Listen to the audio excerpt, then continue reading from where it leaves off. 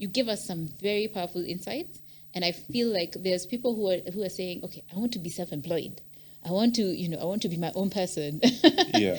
I'm a fashionista, and so I want to open this fashion brand. And nowadays, there are actually a lot of people who are selling clothes online and things of that nature. Yeah. Would you speak to that demographic and really just help them, your call to action to them with respect to what you know about the markets and the opportunities they're in? Okay. I'd say first things first, you need to get some Saratoga water, ice cubes, and dip your face in every morning. Yeah.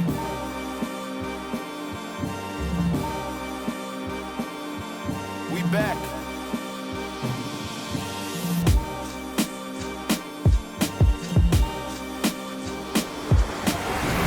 Welcome again, our wonderful audience. We are joined today for another Pesa Chronicles episode by the wonderful people in front of me. Wow, these guys are fire. And I mean that in literal sense of the word. When it comes to understanding about matters investing and matters trading and matters markets, I think I have the best guests in the house. And I'll let them introduce themselves so that we can get to know them and so get to see what lies ahead for us in this conversation. So karibuni sana to the lady and the gent. And I think we say ladies first and then men follow. Or men before. Or men before. Men before. Men before. Good stuff. I like that. So however you want us to go, let's go. Yeah. My name is Howie Abonji, a research analyst at Avocap. Yeah. Okay. Well, my name is Joy Kamathi, client-facing Avocap Asset Managers. Amazing. So, guys, you're in for a treat. Let's dive in. Guys, Avocap Asset Managers. Ooh, Joy, you really started us off there with something amazing. Tell us, who are Avocap, you know? So Avocap is a fund manager, and we invest in different investments. We have a total of 10 funds that feed in different client profiles. Okay. From client who is looking to accumulate, someone who's saying they want something to be distributed, or someone who's saying something small, so that they can be able to create their wealth. So we have everything for everyone. Okay. Yes. Assuming I didn't know what am I accumulating or distributing, maybe you can break that down for us. Like maybe somebody who's watching from, who knows, Timbuktu. I mean, I'm just saying, guys. but I have some, I have some good tunes, Yes. Probably I have some very good money. So what does that look like? I mean, so that we are also helping ourselves to also see, what does this really look like? It sounds exciting. I want to learn more. So we have something like a money market fund, whereby you can say, I want to start with 5,000, I want to start with 10,000, and then now you can be able to deposit frequently and build your wealth. Yes. We aim to have someone who is looking for a goal. You say, I want to achieve a particular thing. Maybe I want to go for holiday. You see, that's a goal. Because sometimes when we think of goals, we think of this gigantic project that you have to achieve. Yeah. So unaweza kwa goal ni sherehe, Or because part of our audience could actually be Gen Z. So guys, as I said.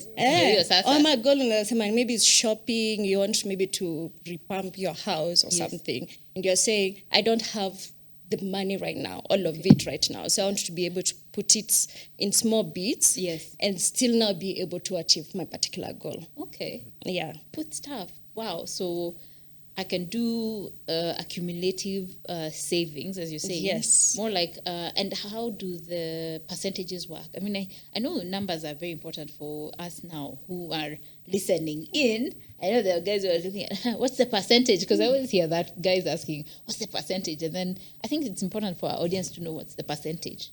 So as I said, we have a total of 10 funds, right? And each fund has different rates and different percentages. Yes. I'll talk about, there's a fund we call Almasi that is doing very well, whereby it's an accumulation fund. Yes. Looking at how we have performed over time, over the last 9 months, we can give an average of 2%. So that is annualized maybe around 24%, right? Okay. So we are looking at, let's say someone is saying, I can be able to build from money market. Maybe they put like 35K in a quarter, one measures 100K. So now they move it to Almasi because entry point for Almasi is 100K, right? Okay. If they do 4 quarters of that, that's 400. Okay. Doing the calculation of 24%, yes, they'll have made an net interest of 51K.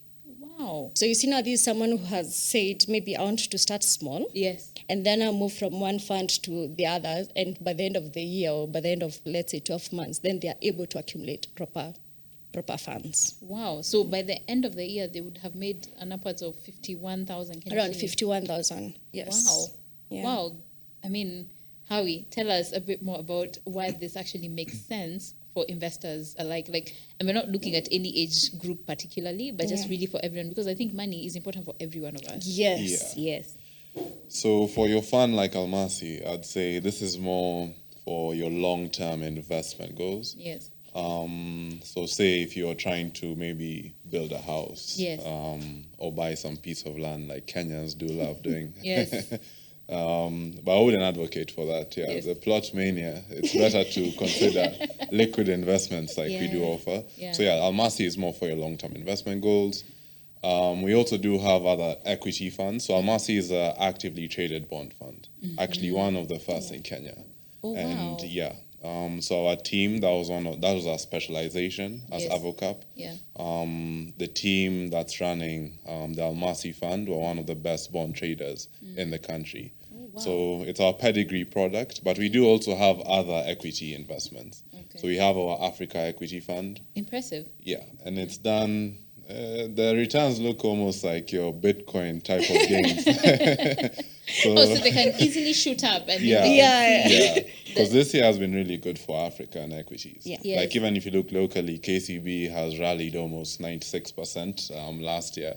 Right. You look at most of the banks like Stanchart, which is up more than 60%. Yes. The Kenyan stock market in general was up, give or take, 40%. Actually, the best performing stock market in Africa, if you're looking at the currency adjusted returns. Yes. So yeah, we have our Africa Equity Fund that's done about 46%. We have our multi-asset strategy fund. Now this is where we now delve into your Apples, your Amazons, your Alphabets, your Nvidia, Yeah. and this AI themes that everyone is, Amazing. so confident about, you could say.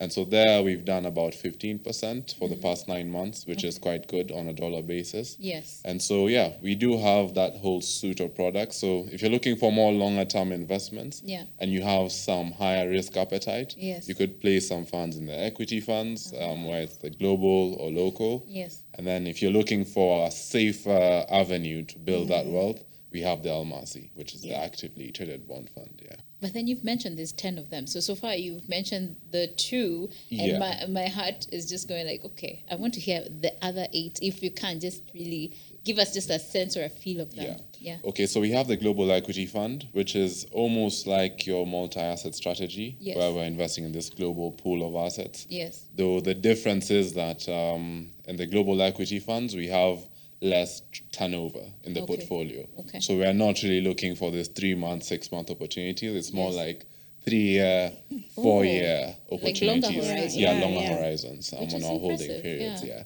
Yeah. Then we do have our Sharia funds. We have our Sharia Equity Fund, which invests across, again, the global markets.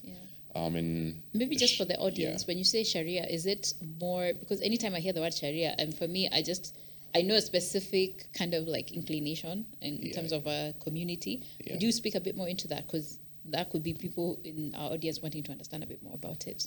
Yeah, so Sharia compliant funds essentially the principle or the governance structure around these funds is that we can't invest in your BATs, we can't invest in your ABLs. Essentially, pombe na sigara we don't want to touch. We also don't want to touch things like to deal with things that deal with, say, military or war. Okay. So we're limited to this, what you'd call Business, more like manufacturing, business, Yeah. technology, healthcare. Healthcare. Yeah. So you can say social businesses. Yes. It almost fits within this ESG Okay. and architecture. Yes. Yeah. So that's a theme for our Sharia funds. Yeah. Yeah. Okay. And Joy, you want to tell us maybe another one that Yeah, could so- speak to the audience? So there's now the money market fund that I had introduced for those people who are doing small bits. Yes. Because most of the 9 funds, all of them entry point is from 100K. Okay. Right? So now we have the money market fund that now caps in small bits because the entry point from it is from 3,000. So now that one really brings in people who are looking like, maybe I'm getting 1,000 in a day, like boda guys, or maybe someone will set up a nail parlor, So that's the money market now gives them that leeway. So that's the money market. We have talked the fixed income funds. So we have mentioned the Almasi. There's now the Ngao, the distribution one, and now the global that he was discussing. And then now we have now the equities.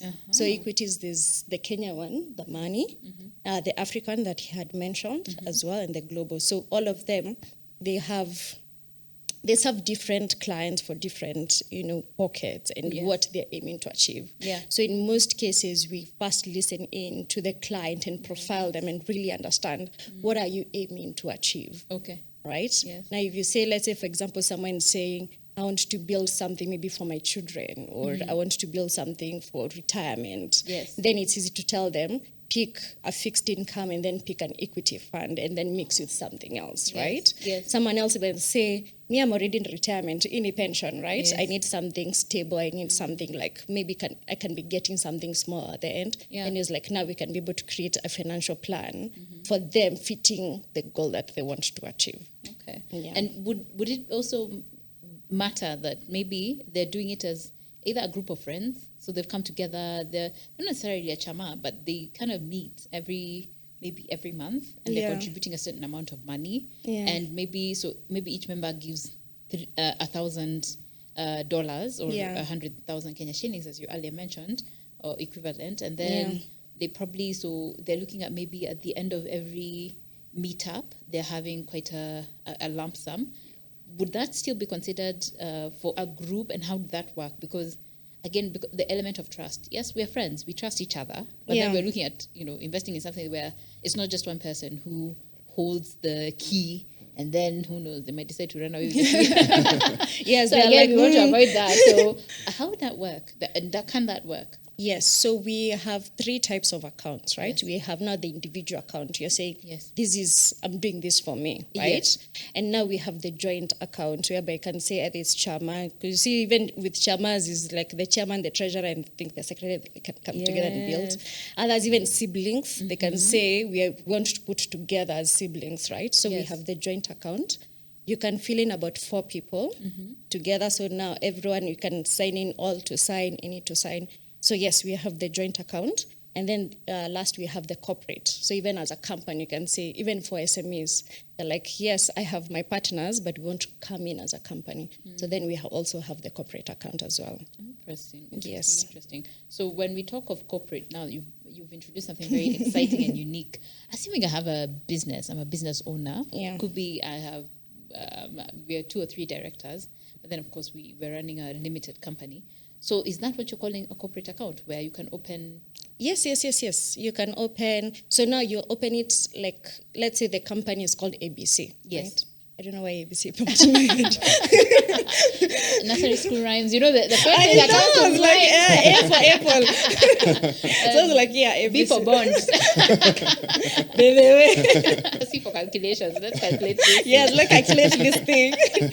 So yes, so now we register as corporate, right? So these documentations will ask us, the KYC. That is know your customer. Sometimes there's this question of what is KYC, and you're like corporate jargon. We want to know you as a customer. For sure. So yes, so now they enter in as a corporate, and even in terms of payment, how they're depositing and how they're withdrawing, will be now transacting as a company. Then that trust part that we are talking of, someone running with the key, then is not there, because you can actually see the transactions. Both parties can actually see the transactions. That's quite powerful. So it's more of a secure setup that would allow the confidence of each and every member involved, even in the corporate setting, to know that the monies are not just, it's not just one person, the representative who showed up and, heard about you guys. Probably they're watching this podcast and then they go talk to their people, but it's really like the entire group will be catered for. Could you just give a sense or a feel of real life examples of people you've worked with? We don't need names or, because our audience needs to appreciate that we are also liable to, privacy, data privacy protection. But then we also are interested and keen to hear real life examples of, individuals. Probably you could say, we have company X, XYZ. You see? Or individuals, or X, whoever has invested in this much and they've realized this much after a certain period of time, just to really have an appreciation of that in terms of just the simple or few real life examples you can think of off the top of your heads. Okay, so let's say I'll give random examples. You have explained. Let's say someone is saying they want to set up an account for their newborn child, or maybe CBC age. Oh yeah, right? CBC age, and you're like, hey, I need to be able to counter their future, and maybe right now they put maybe at Almasi. So let me backtrack that one. So at our website, you'll find the calculators. We have calculators for the money market, for Almas and for Ngao. So if our audience would ask you to do this with me as we do the math. So if someone puts, let's say, $1 million, for example, and that one, we can even show you how you can build to that 1 million. If they put for a 3-year-old, right, they'll say, I'm gifting my child this thing. And this child probably will finish school at 25, 23, Yeah. 23, and then we give them 2 years of internship. If we do the math without any top up, this child might get almost 40 million to start life. Wow. With that one deposit. So you're looking at...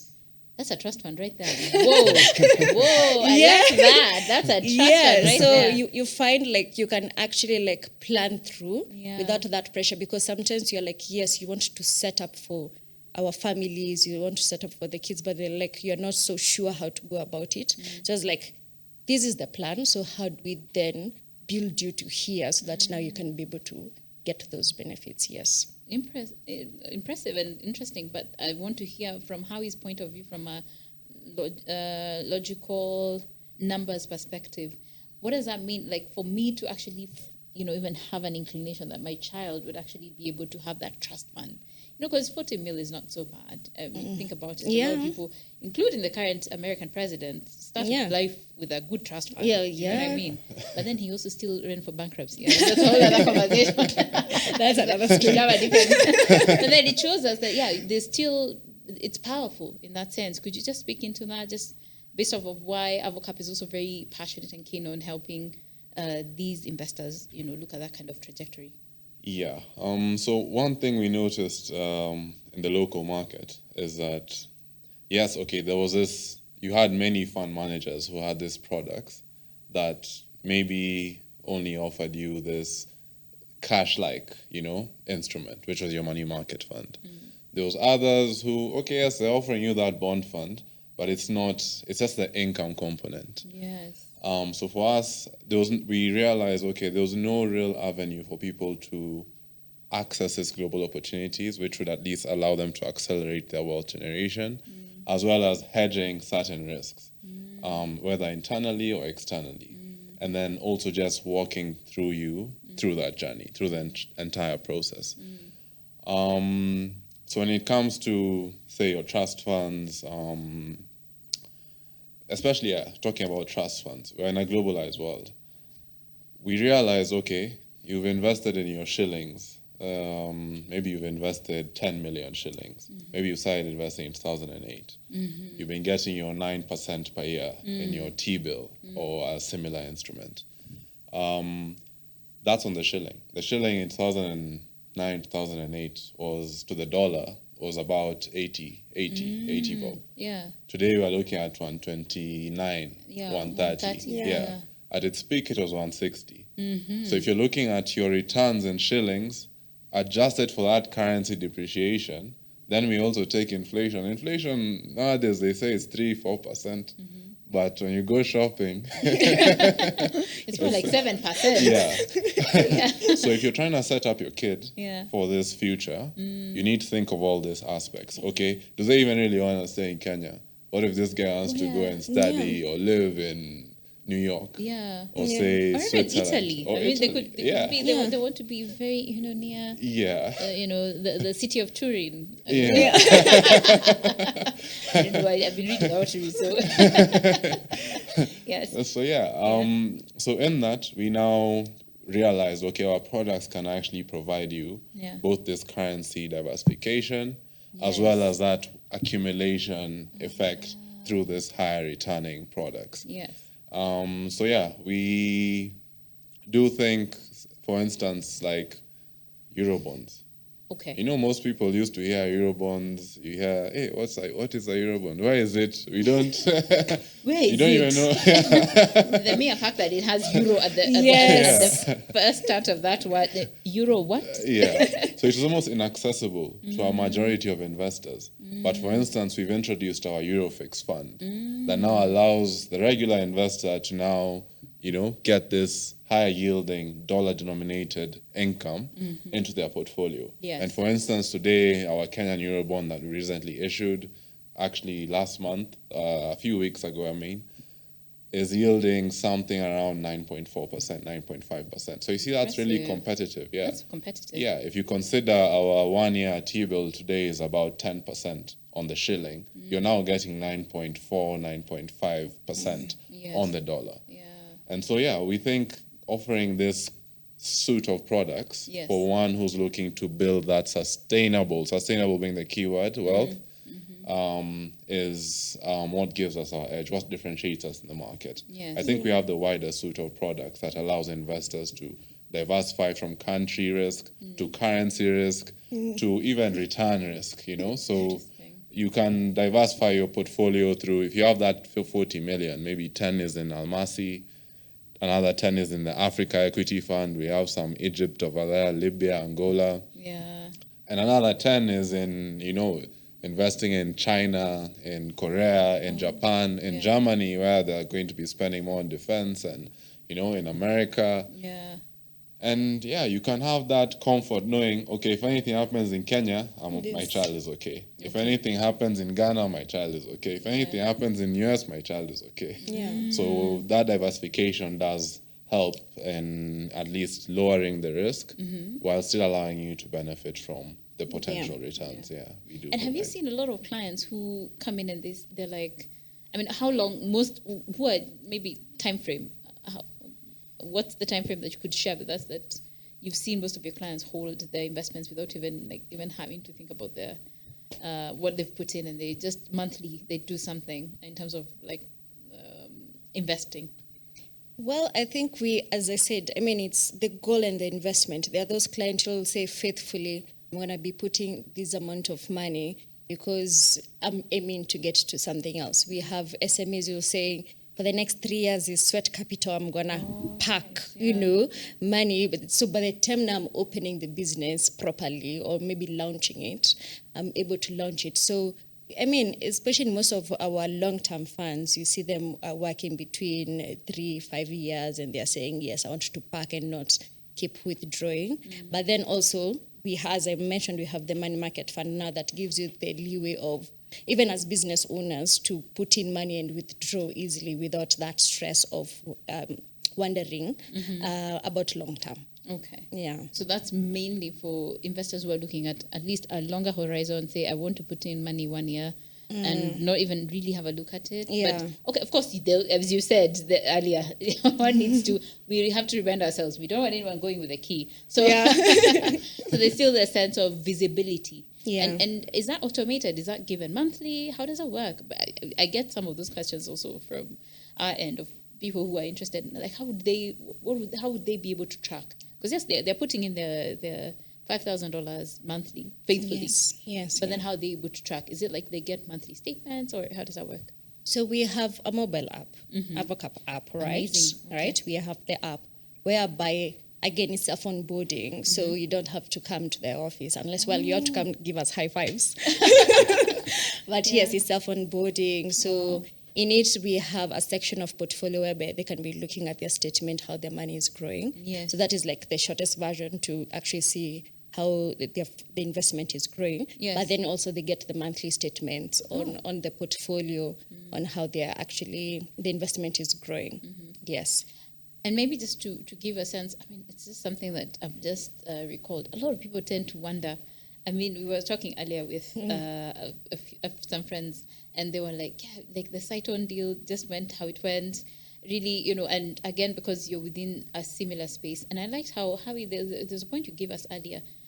Avocap is distinguished itself amongst other, you know, money managers in the market.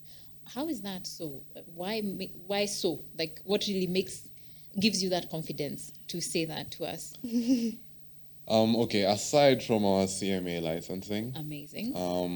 I think it's just a specialist we do have in the fund, or in the firm, you could say. So, for instance, we have some of our directors were some of the biggest and best bond traders in the country, mostly looking at macro fundamentals, you know, to make this judgment calls on, okay, let's buy this tenured bond, or let's reduce exposure to the belly of the curve, and let's, you know, maybe look at things more further out the curve. And so we have those specialists in fixed income. When it comes to equities, we also do have specialists. Our research team is, I could say, one of the best in Africa. Okay, Yeah, you don't yeah. say. Yes. Okay. Yes, we agree. Okay. All right. I hear you. So we have a whole blend of products, because I usually say we have this saying of breadth of views is more important than depth of views in such a field. So you want someone who's a specialist in maybe this equity fundamentals, you know, someone looking at the free cash flow analysis, the Yes. balance sheet analysis, Yes. looking at ratios like your debt to equity. Then we also do have technical analysts, like myself, I'm a CFT. Okay. It's almost, you know, they have CFA, Certified Financial Analyst, Yeah. so this is Certified Financial Technician. Oh wow. Yeah. Okay. And so we have that breadth. So, okay, I'm using technicals, he's using fundamentals. Let's create this argument whereby we can stress test each other's ideas to arrive at an optimum outcome. Yeah, so we do have this risk management strategy and environment that at least allows us to consider different factors and variables of risk. Yeah. Like, for instance, in our multi-asset strategy, when everyone was here crazy about AI, especially going into this year, we had started reducing exposure. So if you look at the drawdown risk in our portfolio, it hasn't been as extreme as even some of your largest hedge funds like your Citadels and Millenniums. Yeah. Some of our largest exposure into this year was in your gold and silver miners, which are up about 20% year to date. We had also huge positions in China, which have done quite well. I think Alibaba is up about 70% year to date. Interesting. Yeah. Yeah. So in that, I'd say relative to Cyton, we have a diversified set of views. Because if you look at Cyton, it was everyone is just positive on real estate. Oh yeah. Let's go and build there, everyone, yeah. plot. So you have that. Plot mania, you said. Yeah. I'm gonna pick that. I'm gonna use that. Yeah. So it's almost like that confirmation bias. And that's one thing you want to limit in investments. You don't want to just always be confirming your bias. Like, I've had people are making money, it's a dream. in this Bitcoin. Yeah. So you just surround yourself with that tribe and you say, okay, I'm gonna let me find other people who are positive on Bitcoin. And then so that confirmation bias sometimes could limit your perspective on potential risks. And so that's one thing we've tried to limit, and through building the team we do have, we do feel like we're well positioned to manage risks and capture opportunity at the same time.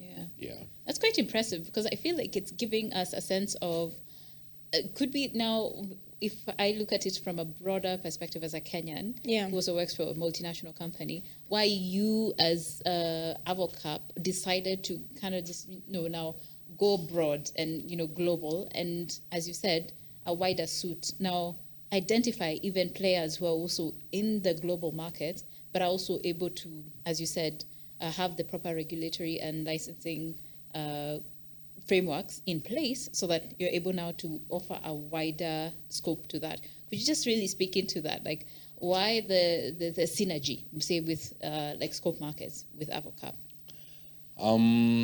In that, so Scope offers you, actually, and this is, truth be told, It offers you Please, some. It does offer you one of the widest breadth of opportunities, investment opportunities. Even some of the platforms we have access to, like your IBKR, it was rare you'd find opportunities like your UAE stocks. Yes. Stocks